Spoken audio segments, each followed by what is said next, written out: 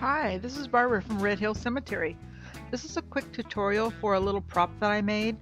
It's actually a facade for an easy up pop-up tent, so it's just the front and the roof. And it's not actually a Halloween prop. I had made it for a barbecue competition and food fair, but some of the techniques may be useful for Halloween, and it could easily be translated for use as like a cemetery caretaker shed or a butcher shop or something like that. I'm already thinking of ways that I can So the first thing I did was to make a PVC frame. For the horizontal pieces, I kind of had to figure out where I wanted my window, and then I placed the horizontal pieces accordingly to support that.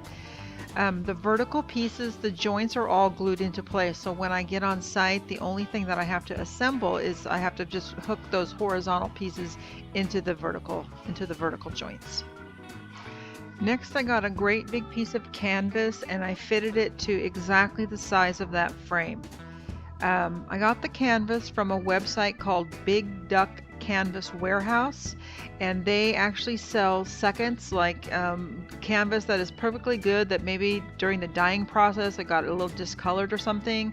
So I got a beautiful piece of canvas that is outdoor grade, marine grade, mold resistant, mold and mildew resistant, fire resistant. So I got a really nice, safe piece of fabric for almost 70% off.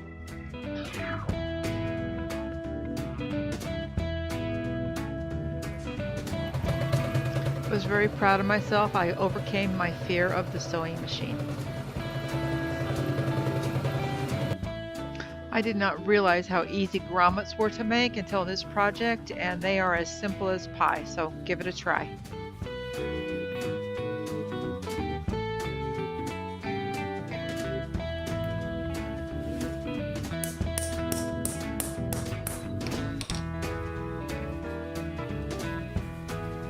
So now onto the boards. For the boards, I used the pink insulation foam, the one that is the 1 inch. And then my Easy Up is 10 feet wide, and so I made 20 boards, each 5 inches wide. Then once I had those cut, I placed them on a temporary basis onto the front of my canvas frame and kind of moved things around until I was pleased with the layout of the front, the facade of the shack. You know, where the door was going to be placed and where the window was going to be placed. There's already so many good tutorials out there on YouTube about how to get the grain into your foam boards. I did the usual, the scraping with a wire brush, making deep grain and knots with a heat tool, and then hitting the whole thing with a heat gun. And then, you know, don't forget to wear a respirator when you're working around foam and heat.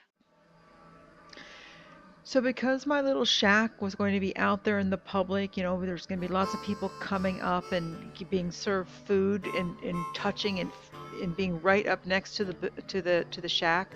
It was very important that I protected the board so that nobody, you know, sticks their fingers through one of the styrofoam boards or breaks it or anything. So I found this product called Styroplast. It's made by Hot Wire Foam Factory, and I absolutely love this product. It's like a two-part epoxy, and it has a very short open period. I was here in California in the heat, and so I found that I could only mix about a cup or a cup and a half at a time, and then I had about 15 or 20 minutes to get that applied. So make sure you have all your tools. I actually went to the dollar store and I bought a whole bunch of, you know, cups and things like that so I could just throw them away afterwards. So awesome product. So here's some of the boards coated with the Styroplast. You do lose a little bit of the texture that you put in. So back on that step where you're putting in the grain and your knots, go a little bit more exaggerated than you normally would, because then when you apply this, you'll still have nice grain in your boards. Then while the boards were still wet with Styroplast, I sprayed them with Rust-Oleum. The Styroplast dries by chemical reaction and not evaporation, and so you want to make sure that you get your primer onto the boards while the boards are still tacky. Next, I rolled on a very thin layer of gray paint. This step goes very, very quickly. It's mere seconds per board. I use a sponge roller, fairly dry.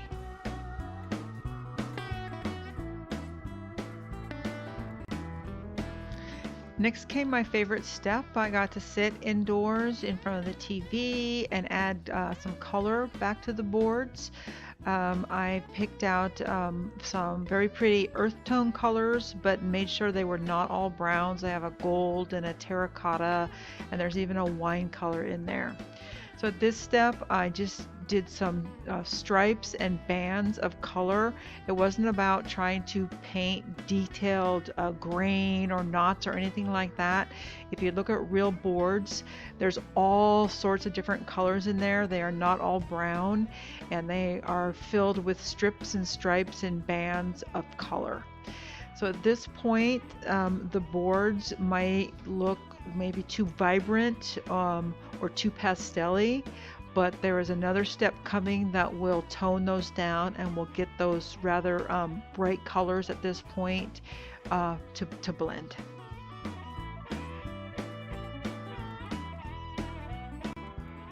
So here's that blending step. I just took whatever little bits of stain that I could find in my garage. I had several different cans, and I gave all the boards a thorough coating of stain.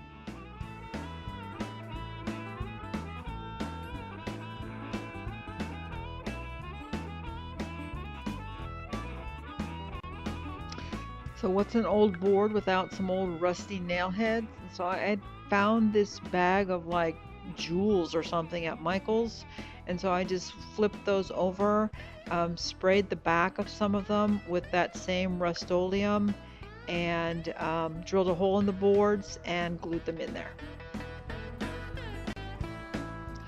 I wanted my little shack to have a door. It's not a working door, just for looks, and I was going to get one from like an architectural salvage, an old beat up one, but I couldn't find one that I liked, so I made one. So now onto the roof. The roof is made of that plastic vinyl stuff that has the same shape as corrugated metal. I don't really know what it's called. This brand was called Tough Text. It was from Lowe's. And this is actually 5 pieces laid side by side so that I can get my 10-foot length.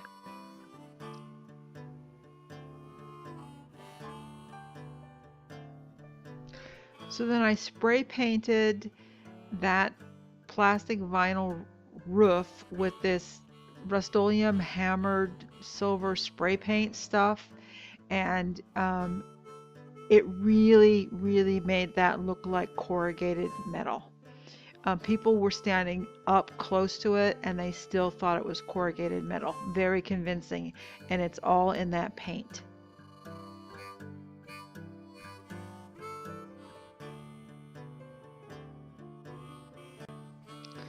So then I painted and put a rust finish on the roof so that it would look like a painted advertisement up there on a rusty tin roof.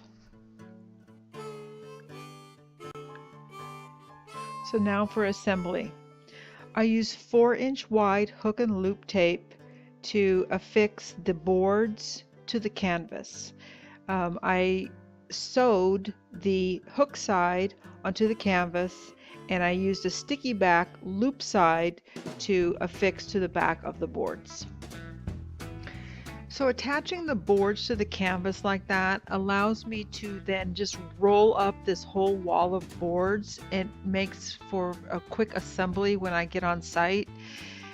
It also allows me to remove the boards from that canvas should I ever want to launder the canvas. So here's a couple shots of the final product. Any accessories that you see stuck on there are just stuck on simply with more Velcro, and the horizontal pieces of wood are simply pulled off of there before the facade is taken down and rolled back up. So thanks for watching, and if you have any questions, let me know. Thanks. Bye-bye.